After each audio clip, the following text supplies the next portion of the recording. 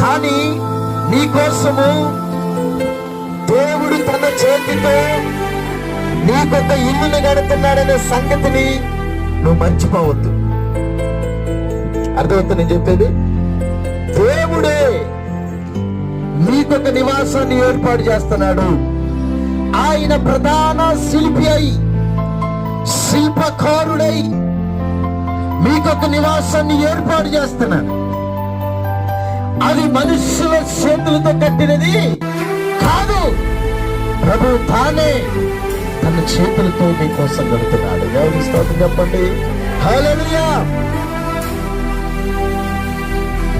ఆ నివాసం కావాలంటే ఊరకనే రాదు. ఒకవేళ నువ్వు డబ్బులు ఇచ్చినా రాదు. అర్థం చెప్పండి.